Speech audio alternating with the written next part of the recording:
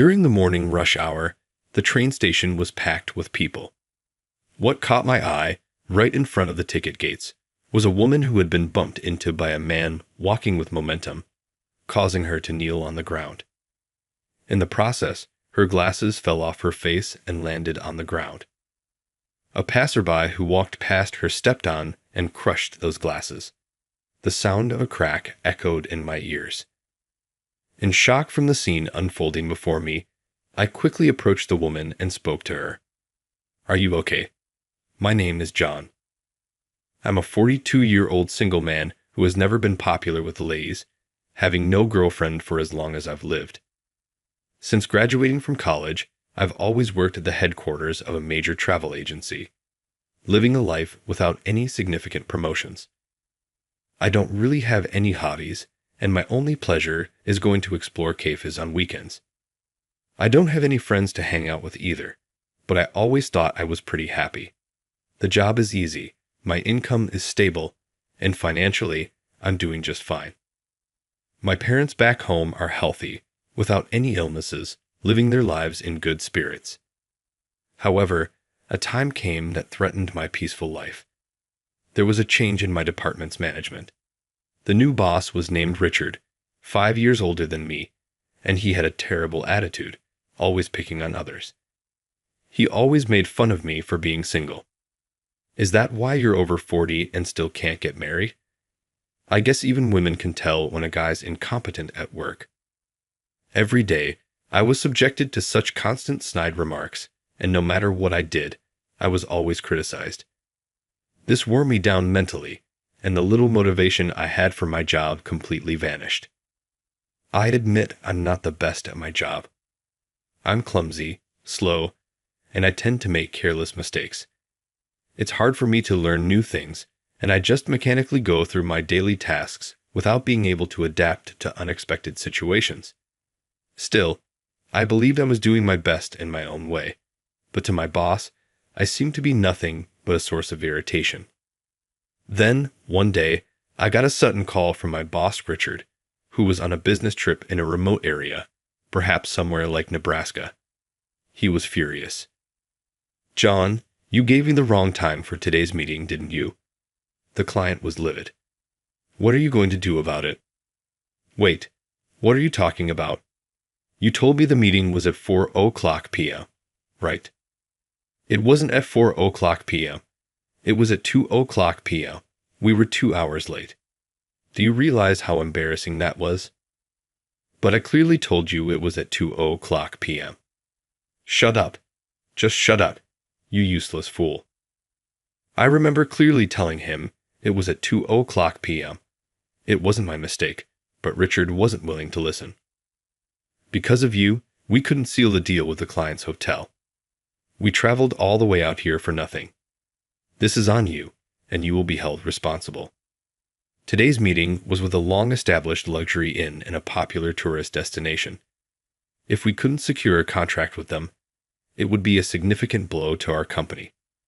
From that day on, the headquarters was bustling, searching for alternative inns and making changes to our plans. And just as Richard had said, in April of the following year, I was transferred from the headquarters to a branch in the suburbs. It's what you'd call a demotion. The branch was over an hour-and-a-half commute from my home, but I felt relieved to be away from Richard. Being a perpetual rank-and-file employee with no hopes of promotion, I thought a demotion wouldn't matter much. That's what I tried to convince myself of. I figured I'd get used to the customer service tasks I wasn't fond of over time. On my first day at the new job, I saw a woman fall at the station and approached her to help. "Are you okay? Are you hurt?" The woman took my hand and slowly got up. "I can't find my glasses."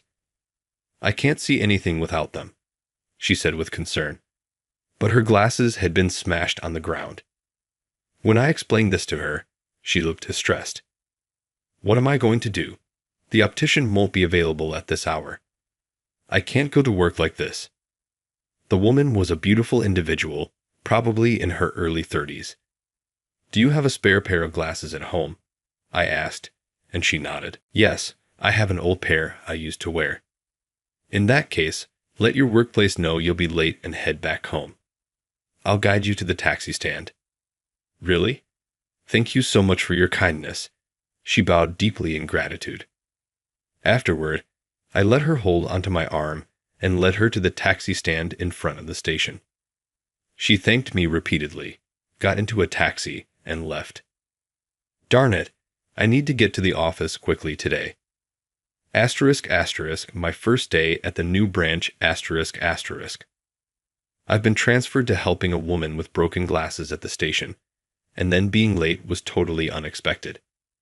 I hardly arrived at my workplace and checked the time, luckily making it right before the start time. I quietly peeked inside and approached the oldest-looking guy in the room, though he only seemed to be in his mid-30s. He looked younger than me.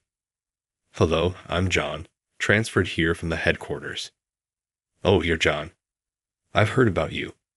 I'm Mike, the assistant manager. The branch manager will be a bit late today, Mike said, beginning to give me instructions. John, this is your desk. First, please familiarize yourself with all the brochures we have on display at the front. Understood, I replied.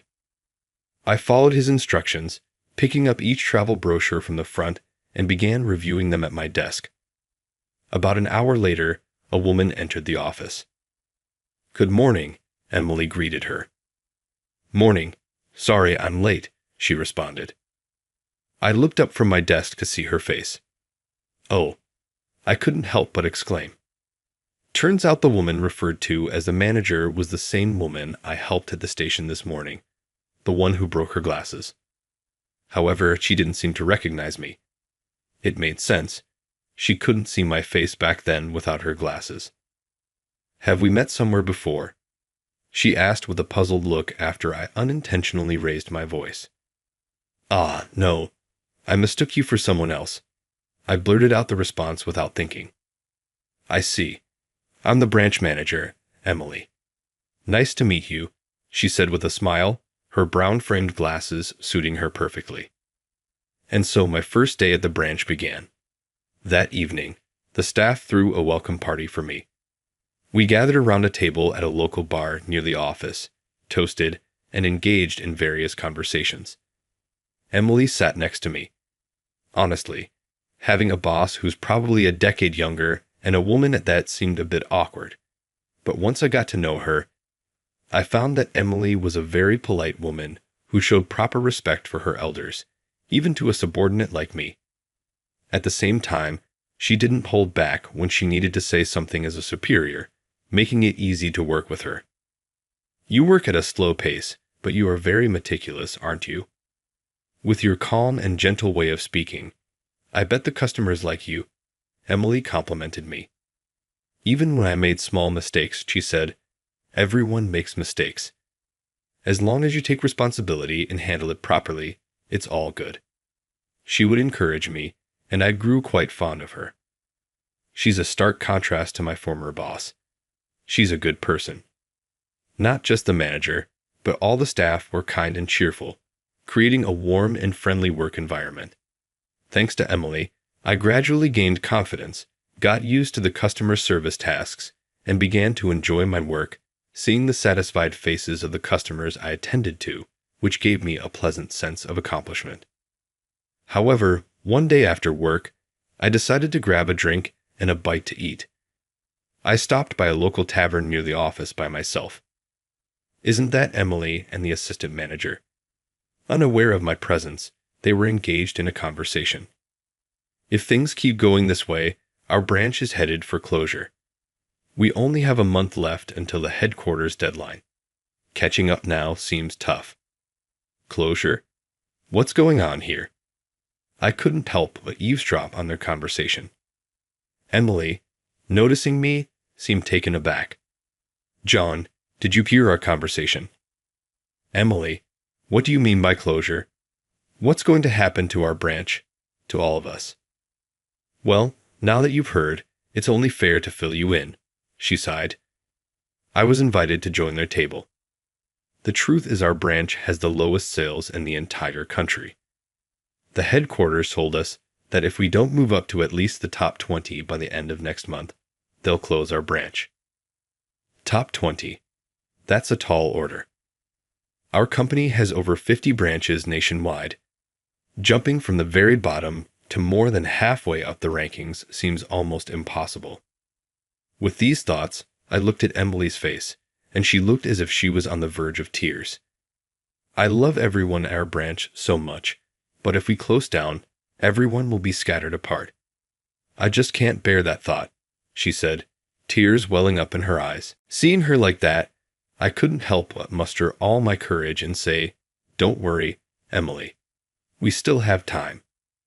Let's aim for a spot in the top 20 sales. First, we need to discuss this with everyone and pull together as a team." "You're right, John. We should definitely talk to everyone." The next day, Emily addressed the entire branch staff during the morning meeting, seeking their cooperation. "If anyone has a good idea that could increase our sales, please don't hesitate to suggest it." Upon hearing Emily's words, Mike quickly raised his hand. "Emily, how about we reconsider the layout of the store? Change the layout? Well, it might be worth a try. How about rearranging the brochures to make them more visible? What if we adjust the direction of the lighting? It feels a bit dim as it is. How about creating handwritten display signs? What about distributing flyers in front of the train station?" Ideas were pouring in from the staff. A few days later, the store was noticeably brighter and livelier. Could it be due to the flyers we've been handing out near the train station? More customers started to visit our store. If things keep going this way, our sales might see a significant boost. I've been putting in overtime every day. After getting home, I read potentially helpful books to increase sales, and I researched on the internet. I even gave up my days off to help distribute the flyers. This was the first time I'd ever been so consumed with my job, but it didn't feel like a burden. On the contrary, every day felt exciting, striving towards a goal. It's such a joyous feeling. For the 20 years I spent at the headquarters, I dealt with the monotony of the same tasks every day, never feeling the satisfaction or motivation. The days felt so dull. But now, I wanted to give my all for Emily and everyone else. One day, a couple visited our store. Those folks were the honeymooning couple I had assisted before. "We brought back a gift for you, John, as a token of our appreciation," they said. They were customers who had difficulty deciding on their honeymoon destination. They had disagreements and even almost canceled their plans. It was quite a challenging situation. "Thanks to you, we returned safely. Our honeymoon was fantastic. Thank you so much." The couple looked genuinely happy and grateful. The German sweets they gifted were shared among all the staff at our branch. I'd never felt so appreciated at work before. I was so overwhelmed with joy that I felt tears welling up.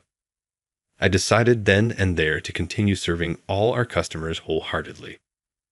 A month later, the national sales rankings were announced. Our branch ranked 25th. We couldn't break into the top 20, but it was a significant improvement from being at the bottom. However, the business world is tough, and rules are rules. The next morning during the staff meeting, Emily spoke. "We've officially been notified by the headquarters today. This branch will be closing at the end of this month."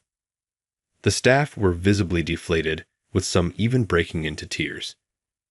"I believe most of you will be transferred to the headquarters or other branches. HR should contact you about your new placements soon," the manager continued with a somber expression. "Everyone, I know it's tough, but let's keep our chins up. Going from the bottom to the 25th rank is an incredible achievement. It's a testament to the hard work we all put in together. Let's take pride in what we've accomplished." Hearing the manager's words, the staff exchanged glances. "We did work hard, didn't we?" "Absolutely. It's an amazing accomplishment. How about we all go out tonight and celebrate?" "Sounds great," the staff chattered in agreement. I felt a great sense of accomplishment. The past month of working together and giving our best was fulfilling and fun. I'm not sure which branch I'll be transferred to next, but no matter where I go, I'll always cherish the memories of my time here and continued to give my best. On my way home from the celebratory drinks that night, Emily approached me. "John, can we have a private conversation for a moment?" "Oh, of course. I don't mind." The two of us entered a nearby bar and took seats at the counter. "John, I'll get straight to the point. Would you like to return to the headquarters? If you do, I can speak with HR to arrange a transfer for you." She looked intently into my eyes as she said this. "No, I don't wish to go back to the headquarters," I replied without hesitation. "Oh, may I ask why?" "Yes, I really enjoy interacting with customers directly. I believe I'm suited for customer service. It's a revelation I had only after coming to this branch." "I see. So you prefer to continue working at a branch then?" It seems she was concerned about me, perhaps thinking I was transferred here from the headquarters as some sort of demotion. "Thank you. I appreciate your concern." Emily gave a shy smile in response. "I'm truly grateful for everything you've done, John. Remember when you suggested that we break the news of the closure to everyone? That decision fostered a sense of unity among the staff and contributed to the increase in sales. Regardless of the final outcome, we all did great work together, and it was fulfilling. Well, I didn't do anything special. On the contrary, it was thanks to you, Emily, that I enjoyed my job so much. At the headquarters, I had a rough time with superiors. I told her about the supervisor at the headquarters, Richard. Despite being older and still single, he mocked me constantly, bullied me, and even falsely accused me of mistakes I didn't make, leading to my transfer. That sounds awful. You must have had a tough time, she said with sympathy. Then she looked at me with a determined expression and said, "John, how about we get back at Richard?" "What? Can we really do that?" "Yes, actually. I'm the CEO's daughter. Right now, I'm here at the branch for training, but I plan to assist my father at the headquarters and learn the ropes of being the CEO. I couldn't do anything about the branch closure this time, but I do have some influence over HR." I was taken aback by her revelation. I had no idea she was the daughter of the CEO. "Let's report Richard's bullying to HR. There should be some sort of action taken against him." I nodded deeply in agreement with her words. On our way back, as we walked side by side towards the station, she slipped and almost fell. In a split second, I reached out and supported her. "Oh, thank you." "No worries. It would be a hassle if your glasses broke again." She looked puzzled at my comment. "Huh. How do you know about that?" Oops, she hadn't realized I was the one who helped her that day. "Could it be? Were you the one who helped me back then, John?" "Well, yes. So it was you. Oh my, you should have told me.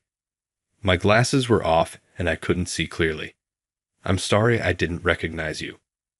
"It's okay, but I'm glad I know now. I always wanted to properly thank the person who helped me that day." I was initially hesitant, but due to Emily's insistence, we decided to go out for a meal together. She said she wanted to treat me as a thank you for that day. Later, I was transferred to a different branch. Surprisingly, Emily was transferred there as well. Afterward, I heard that Richard from the headquarters was sent to a strict subsidiary company, rumored to be a kind of exile, thanks to Emily reporting his bullying. On the other hand, my accomplishments at the branch were recognized and I was promoted to a department head. It's almost time for our reservation. Let's go. Today is the first time I'm having a meal alone with Emily. Even though I'm nervous, I'm really looking forward to it and hope this will be an opportunity to deepen our relationship. I'm very content with my new job, where I find the work enjoyable and fulfilling.